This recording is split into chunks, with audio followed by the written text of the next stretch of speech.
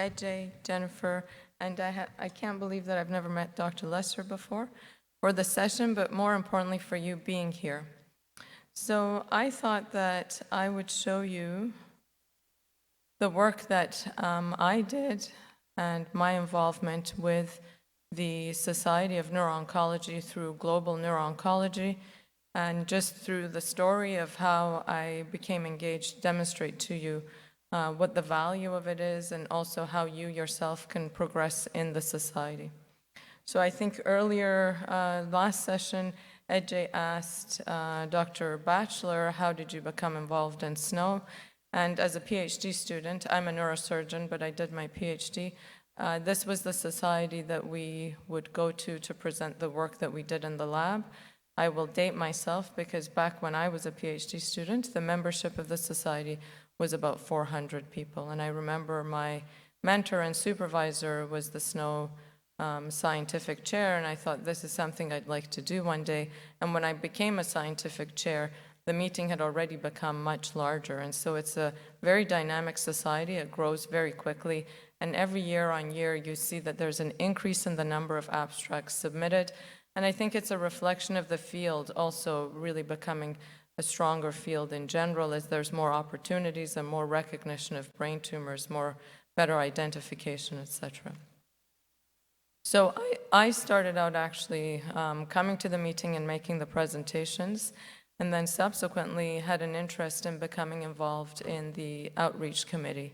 My mentor and supervisor, who was Ab Guha, you may hear about him tomorrow. There's a Guha Award, he had passed away.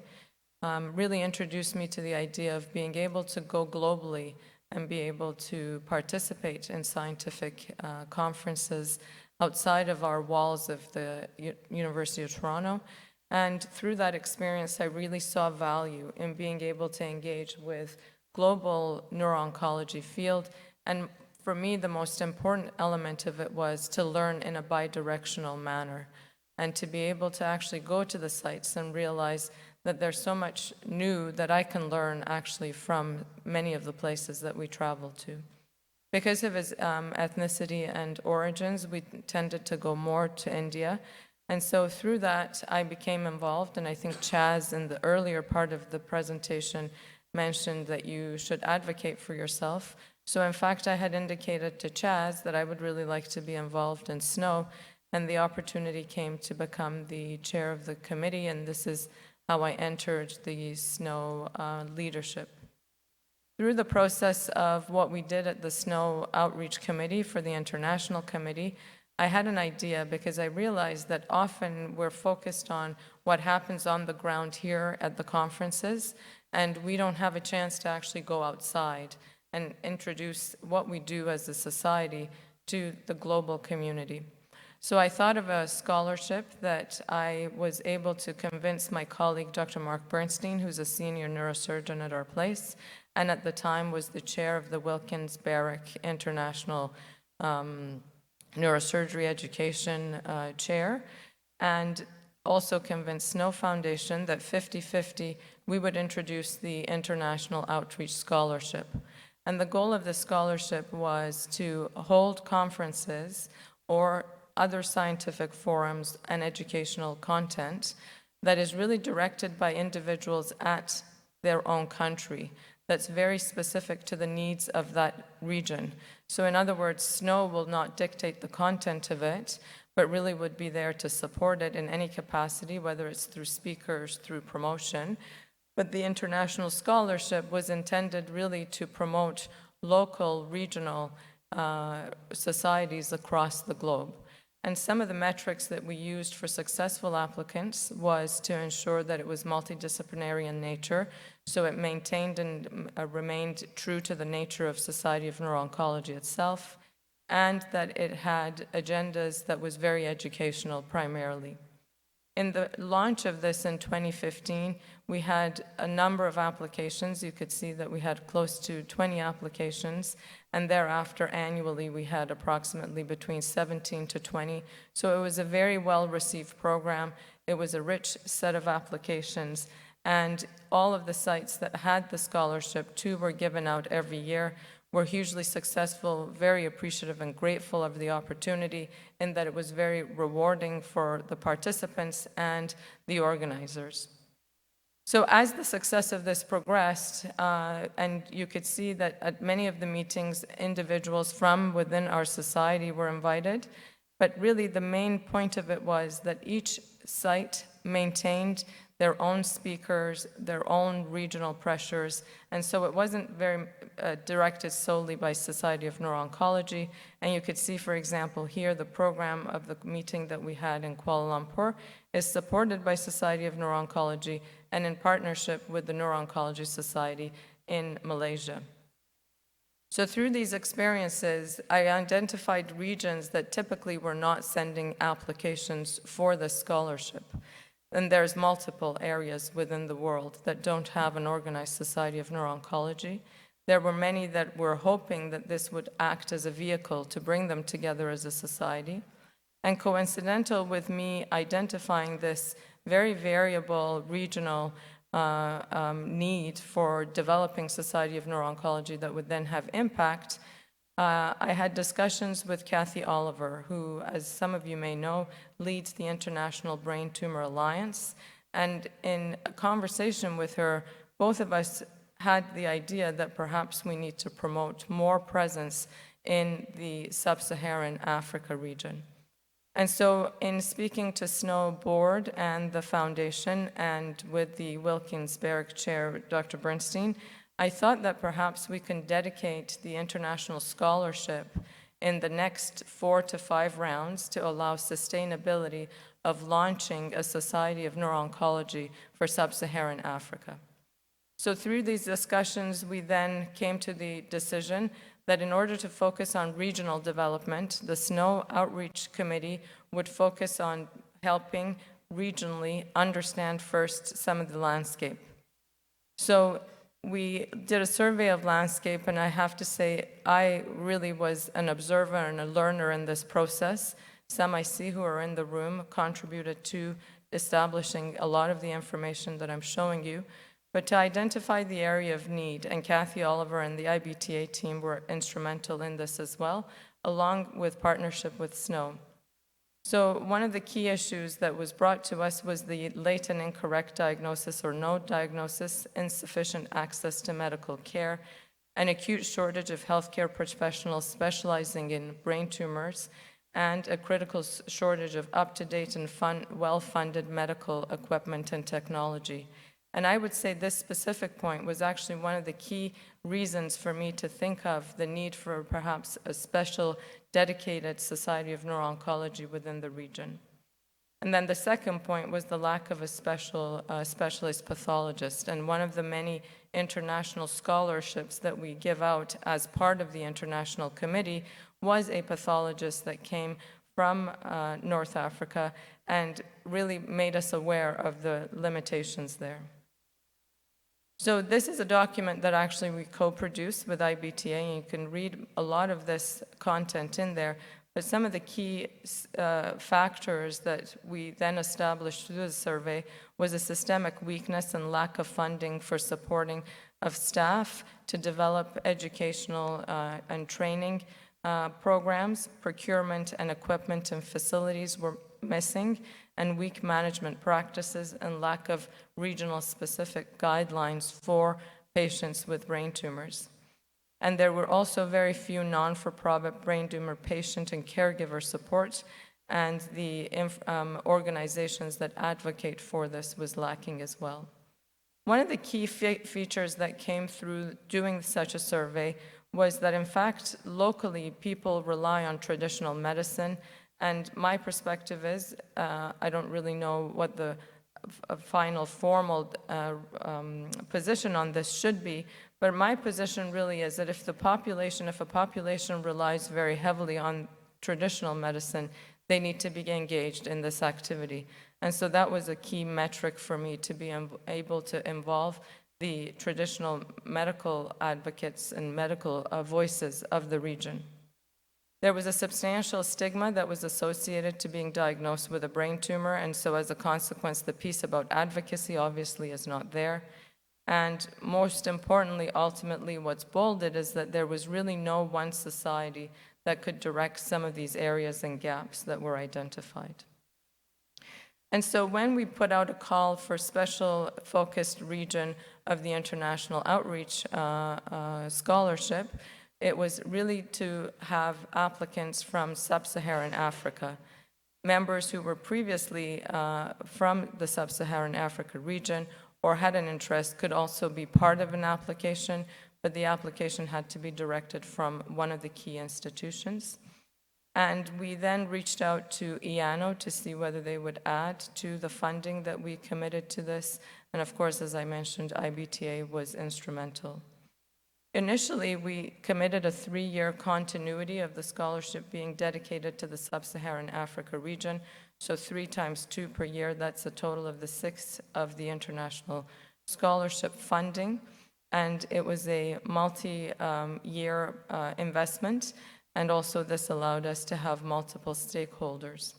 We received a number of applications, and the next idea I had was that instead of selecting 1 or 2 to be the recipient of the awards, we would then create a forum where all of the applicants would come to a central place, which ended up being London, England, and to have a discussion of what's the best model and outcome for this opportunity.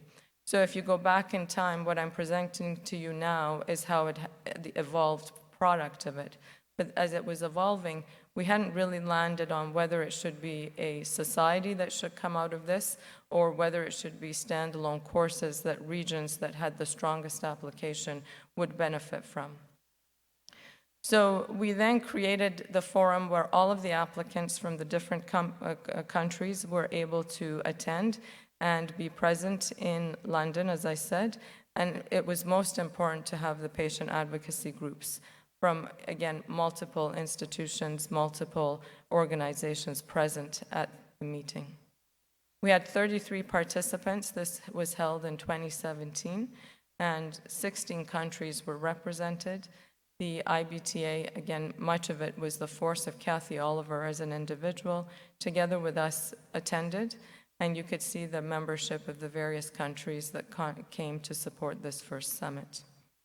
And it was very heartwarming to see the extent of support, the engagement, and the conclusion of that meeting where everybody agreed that instead of selecting 1 or 2 of the best applications of the 17 that we had, that we in fact bring everybody together and award this as a seed grant towards building SNOSA, which is the Society of Neuro-Oncology Sub-Saharan Africa.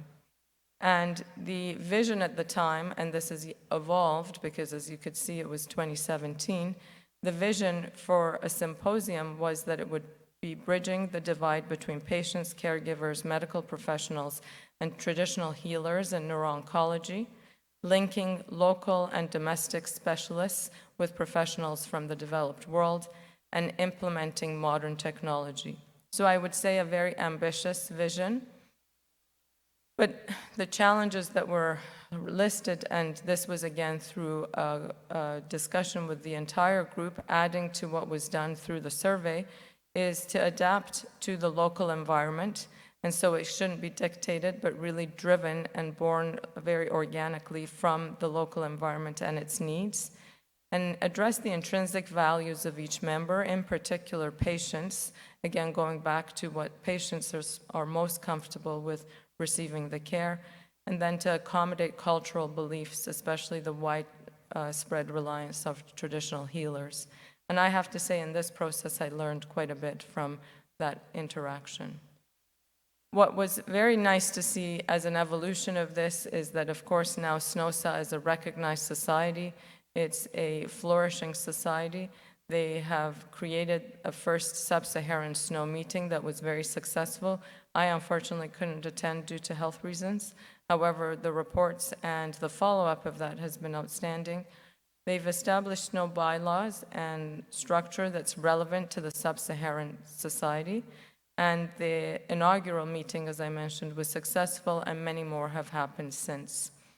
The commitment from SNO and the Wilkins Barrick Chair in Toronto was really necessary to create that momentum And I think really I thought that I would highlight this experience to give you the potential and possibilities that global neuro-oncology has to offer. We have a lot of international members that attend the meeting, but an equal, if not larger population don't have the luxury of attending the meeting. And so being able to find ways to reach out and go to these sites is really important. And there's many, many regions that are not represented with a formalized Society of Neuro-Oncology. And I think if any one of you had a desire and impetus to do that, or an initiative to do that, an ambition, it's possible to actually bring people together in a positive way. My last slide is missing somehow, but it was really the logo of SNOSA, which is beautiful. If you Google it, you'll find it online. And I'm proud to say that we typically take one fellow from an underdeveloped country in neurosurgery, neuro-oncology, and James Balogun, who was one of our fellows, has been a key member in making this happen. And I think one of the reasons that majority of the conferences and the educational content that we offered through SNO at various sites across the world is because we do bring in a lot of international fellows, and those bonds and connections remain forever, and also they're great partnerships to allow success. I hope that's what you had in mind, and I'm happy to take questions. My voice held up.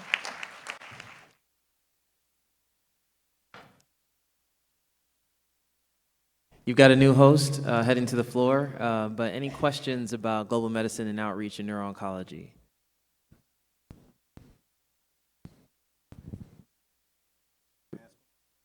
Got one. Microphone. Thank you. And Dr. Zadeh, what advice would you have for people, for this group? These are early career people. If they want to get involved in these activities, could you just say a few sentences about how they might get involved either in the committee or other work?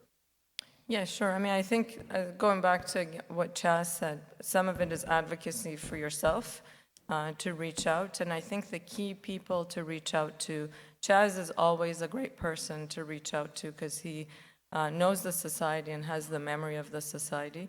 The scientific chairs, the committee co-leads, and you know, with the journal groups growing, the journals are also a great place to become involved.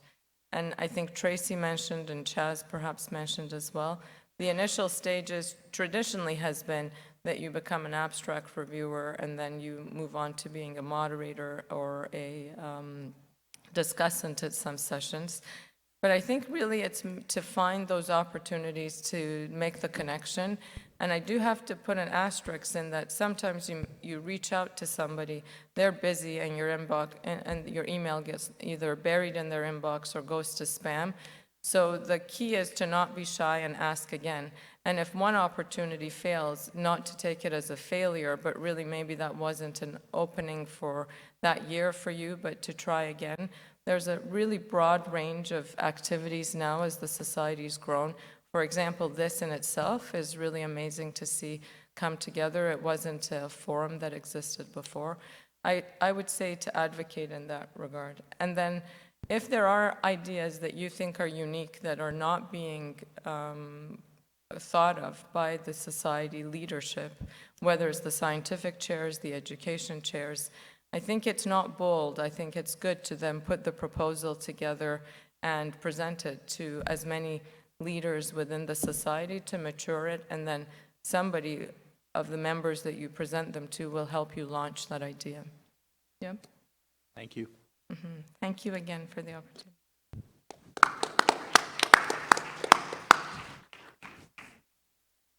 Our next speaker needs no introduction, Dr. Nadoun. He is Associate Professor of the Department of Neurosurgery. He leads an active surgical program and also has a very active translational medicine program in immune therapies for brain tumors.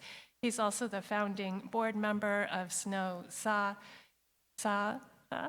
and will be talking with us today about social media presence. So much, Dr. Yu. And so before I get started, we'll take a little bit point of privilege since we're running down on to the end of the meeting, and I'm not sure there'll be necessarily another specific opportunity to just thank Dr. Plotkin, whose brainchild this was several years back, and who noticed a gap in the training for trainees, fellows, and early career people, and kind of understanding a lot of these things about building a practice that many of us take for granted or just kind of sleepwalking through figuring out. I wish to high heaven this was in existence back in 2013 when I was going to my first meetings, and could have had some of this education as I came up, because I'm sitting here answering questions with fellows and trainees that I know I had when I was sitting in your chair. So I just want to take a moment to recognize Dr. Plotkin for the vision for putting this together. And with that, I'm going to talk about social media, which is like super important compared to all these other things like getting a job and all that. So most of this is going to be a very raw, like making the case for doing it, as opposed to necessarily the nuts and bolts of what is a hashtag, which hopefully are things that you can figure out. You can ask me if you have questions as we're going along. But to try and give y'all a sense of why I do it and the benefits I go through it. And I like telling stories, so some of it'll be just me telling stories about stuff I've done on social media that I think ended up kind of being cool. I'm not getting paid by any of the social media sites, despite my advocacy. So, outline. So again, a large part of this is going to be answering the question: should you enhance your social media presence? Some of you may be feeling, maybe not. Certainly, I know I've gotten the impression that the generation right behind my generation, which I define myself as kind of Generation X, but I really like the Oregon Trail generation. That's really like my sweet spot, which they define us as having been around really before the internet, really, but then seeing it created and then understanding it pretty well. So we kind of span the generations really well. Actually, I just retweeted a tweet the other day that someone asked if there used to be landlines in dorm rooms, which definitely make me feel like an old. So here we are. And then if you agree that you should enhance your social media profile, I'll give you some pointers on how you could. So first, let's address the elephant in the room. Is Twitter dead or dying? Answer, maybe. I don't know.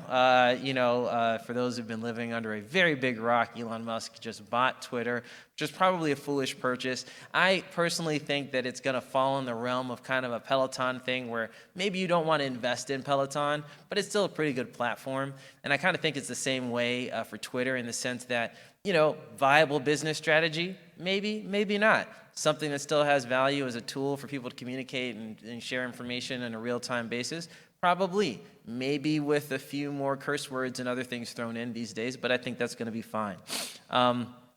So why talk about social media? So one thing I thought was really fascinating is when the pandemic happened, a lot of people that were not on social media before started spending, I think, a lot more time on social media, because you were stuck in your room with no way of seeing people otherwise, and so they kind of had to interact in different ways. And so I found within neurosurgery, for example, a lot of neurosurgery programs that had not been on social media all of a sudden had social media profiles to try and reach out to trainees and potential applicants as a way to get their message about and what they were doing.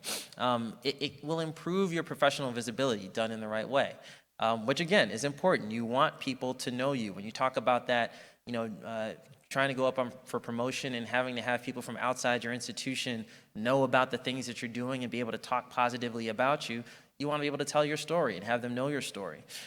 It's a way to interact with colleagues. People like Dr. Castro. So it was really interesting because Kristen Huntoons, one of my friends and mentees for a long time, was just saying how she knows Dr. Castro off of the internet. And that's how I got to know Dr. Castro as well. It was like the first time we interacted was just interacting about science on Twitter. And it's like, I feel like I know her and her research because I can follow the stuff that she's doing, and you get new opportunities that way. So a couple of the benefits: learning about publications, right?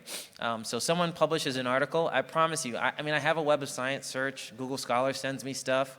I read journals as they come out, read their table of contents. I'd say that 90%, truly, not exaggerating, about 90% of the articles that are very relevant to the stuff that I'm doing, that I want to learn about, the first time I see it is on Twitter. Either the journal tweets it, or someone who wrote it tweets it, or somebody else read it and then tweets it out, and then I see it. And so I get a kind of a real-time scientific feed of the things that are relevant for me from my interaction on social media. I've actually been interviewed by people from stuff that I've posted, and then they've seen it, and then they're interested and they follow up with me. Most recently around some legislation that went out. So, I think that's great. Again, you get to know colleagues, interact with colleagues, and trainees, same way. I've had, people that have become really solid mentees of mine who've reached out to me based off of pointed, very directed questions on something I posted on social media. They follow up, and, we develop a relationship that way. I have had patients sent to me based off of things that I've been doing, clinical trials that I've been working on, and people know about that, and then they're like, hey, yeah, I heard about you on Twitter, or I met you on Twitter, and here's this patient I'd like you to see. I mentioned keeping up with science, grant funding. I've applied to any number of grants, actually, that I saw the funding announcement for the first time on social media, including the Chan Zuckerberg Initiative had a science diversity training grant that I applied for. That, again, I found out about there. Then NCI's Early Investigator and Advancement Program that I applied for and was actually accepted into that program. Found out about it for the first time when I was on Twitter. And believe it or not, there are jobs, including, we were recently advertising for some new neuro-oncologists at Emory last year, and we put those announcements on Twitter. And when I was transitioning from the NIH to Emory, I also was looking at jobs and found some of those job announcements for the first time on social media, just browsing my browser on the way to work. So, these are all great reasons, I think, to get involved. I will take another point of personal privilege to say that Emory is still in a recruitment process as well. The official announcement's out, but if you're interested in Atlanta, which is a wonderful place to be, please contact me. And then obviously if you do enough social media, sometimes you get invited to talk about social media meetings, which is also kind of like an ancillary secondary benefit. So how do you do it? You just get engaged. And the first thing to do there is to know your institution's social media policies. Dr. Pennis-Prado was talking about being at the NIH. NIH has some very specific rules around social media engagement that I had to know when I was there. Emory has different ones, which are a little bit looser. Being a member of different boards of different organizations, I have to know what those things are. So you may want to get acquainted with those first. And then after that, I would say start a professional social media account. I didn't say just start a social media account, because I had social media accounts. And I still maintain dual profiles on most of the platforms. I have a personal Twitter account, which is essentially dormant, but then the public Twitter account. There's a personal Instagram, public Instagram. Same thing with Facebook. With Facebook, it's a page, not a profile. Subtle differences. Again, I can explain those more later. But the reason being that you want your professional profile to just be all the things that you would love to be on the front page of a newspaper, as opposed to necessarily all the other things that you did when you were 25 and just out and about, right?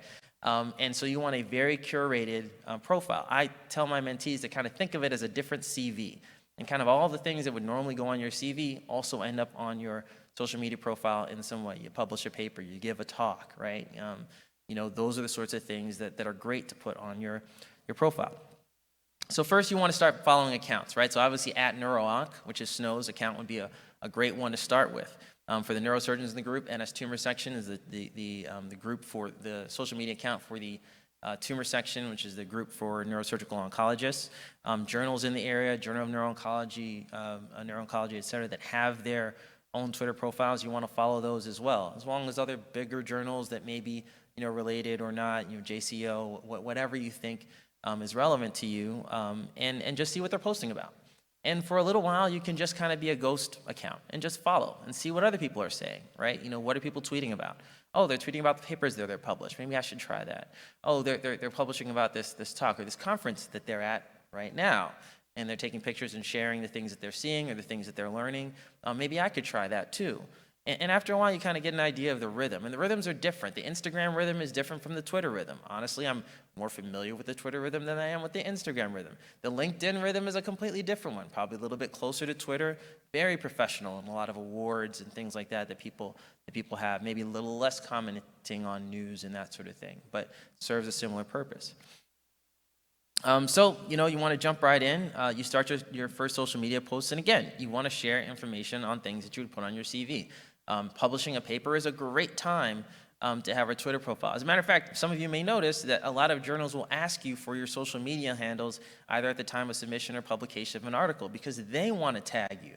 Why? They know that their paper is likely to get more engagement, more citations, more views, more eyes on it if it's on social media. So they want you to push this stuff as well. Then they'll tag you, amplifies things go on that way. I'd also consider a lot of departments now have social media coordinators. And if you talk to your coordinator, some people, they don't have to do anything. There's a person at the department who is, their whole job is to pump the social media profiles of the people in the department. And so all you have to do is send them a picture and say, hey, this was me and such at this meeting, and they'll post it for you with like some glowing, caption, and maybe like, I don't know, they might add like a filter or something to it. I don't these things. For publications, tutorials are very popular.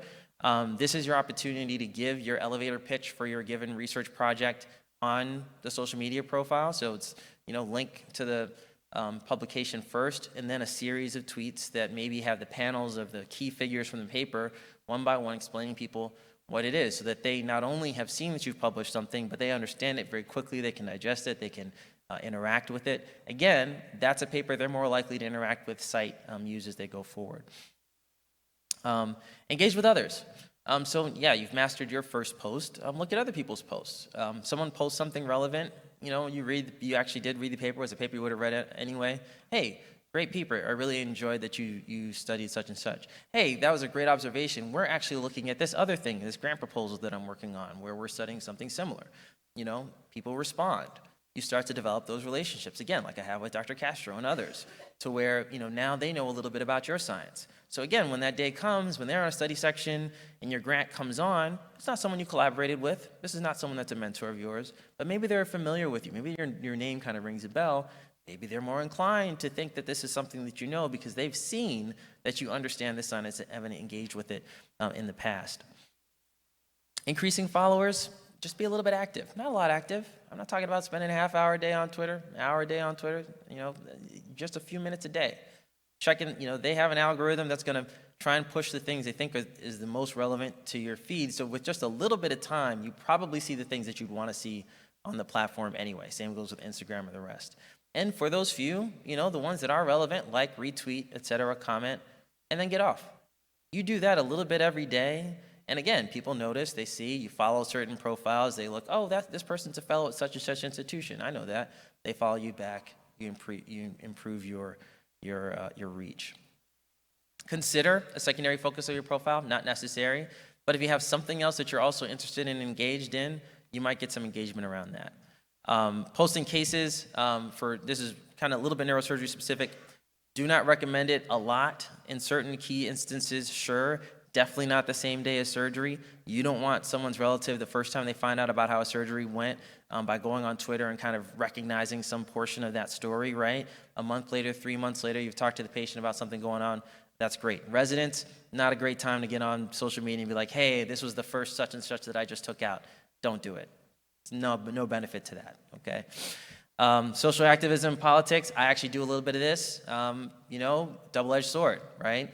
Some people are going to love it. In America, about 50% of the people are going to love it, and 50% of the people are going to really, really hate it.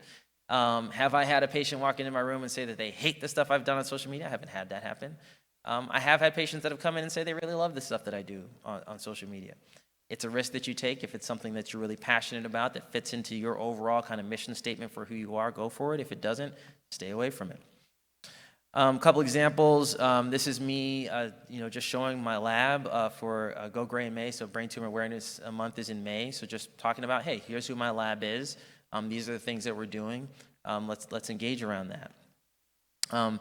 This is actually, I was just talking about this trial that took 7 years to finish. This is that trial. We published a manuscript, a protocol, on Twitter and got some engagement around that for people to see that this was something that we were working on, right? Even though the trial hadn't been done yet, I could still, show them the manuscript and say, hey, this is something that I'm thinking about. And people have talked to me about this, and I've gotten talk invitations based off of that post. I have had mentees who've reached out to me based on this. And, when I go to conferences and my mentees are presenting, I make sure to amplify their profile too. Make sure that they're building their social media platforms so that other people can find them and know the things they've been working on. And so that, as I'm starting to build them and they get some eyes on things, they then start to build their own individual platform that they can then push forward to their mentees in the future. When I was moving down to Emory, I made a post about that and told people that I was moving so people could, plan on, collaborations and stuff like that in the future. Social science and social issues in science. This is the Black and the Ivory whole thing that was going on several years ago in the wake of George Floyd, where we just talked about issues that were going on in our own academic lives. And this was my story. You can ask me about it later. It's a bit of a doozy. There's several tweets in this tweetorial for my interview experiences. This is another one of the Go Gray in May posts that I had. This is a case that I had published in a paper. And so again, I shared that case and talked about it after talking with the patient about sharing it. And just showed, one of the more challenging cases that I do, an insular glioblastoma resection, and how I did that and sort of the approach that I made to that. This is an interesting one. This is one of the stories I'm going to tell quickly. There was this thing called the Don't Rush Challenge, and there were a lot of actually predominantly Black professionals who were doing this thing where they would change outfits, and they'd all be in one profession. So there was a bunch of pilots that did it. There were a bunch of nurses that did it. We got a bunch of neurosurgeons together to do this. So we did that, and we posted on social media, and it went, kind of neurosurgery viral. It was pretty good.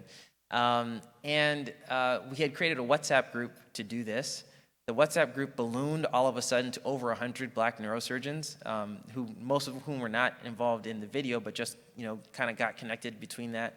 And after that, we ended up founding the American Society of Black Neurosurgeons, which is now the first, Black, group of neurosurgeons throughout the country doing a bunch of mentoring and advocacy around that, which came because I wanted to make a Twitter post, which, again, Karen's serendipity, but, the sort of connections you can make on social media.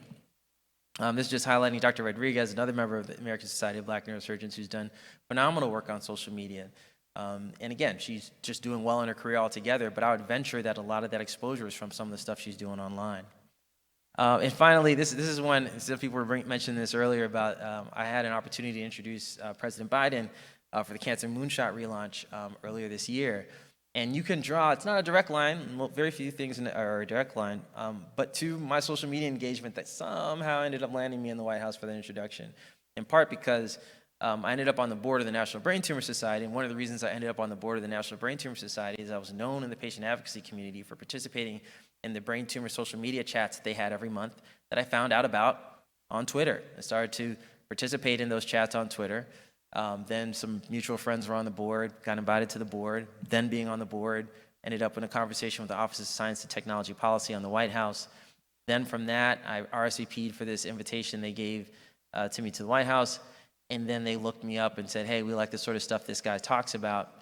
Next thing you know, I'm literally introducing the president. So I'm not saying that everybody will get to introduce the president if you participate on social media. But I am saying that sort of engagement and the connections that you make can, through serendipity, lead to some pretty awesome things. And just finally, I would just say that being active on social media in this way means you get to own your Google search, which is kind of priceless, right? So when someone looks me up online, now, mostly they're going to see a bunch of curated content that I put together and I decided to share publicly and have crafted who I am to those people, patients, collaborators, et cetera. So that's my pitch. You buy it, you don't buy it.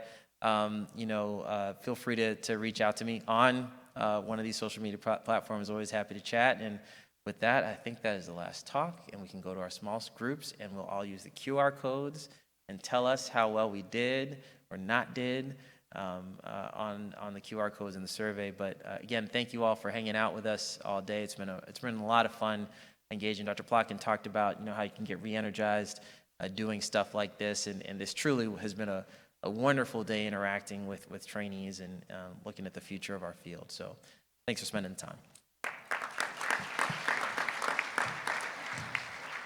I guess I can take any questions about the Twitters. Can I ask people here who has an active professional account, social media account? Can you raise your hands?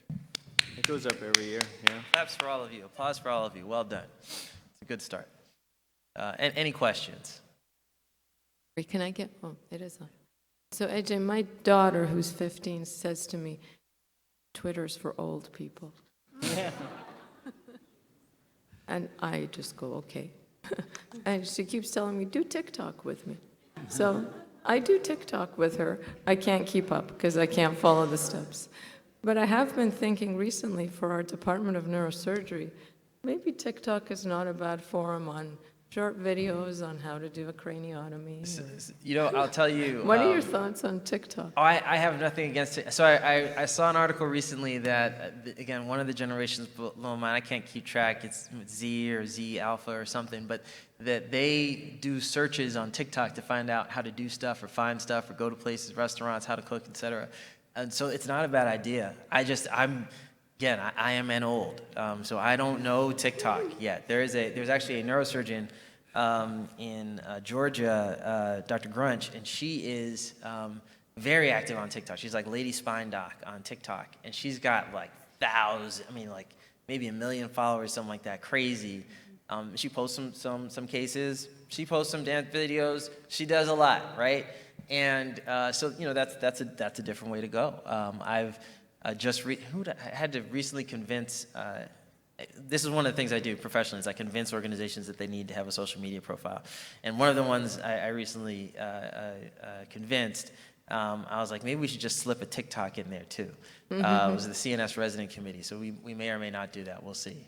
But all the platforms have their own kind of unique flavor. So the short video flavor of TikTok lends itself to a certain kind of use for things. And one of the things we were thinking about with TikTok was board education for residents, little quick vignettes, case of the month sort of thing, question answer, how does it go? And I think it actually would translate very well to that. Okay.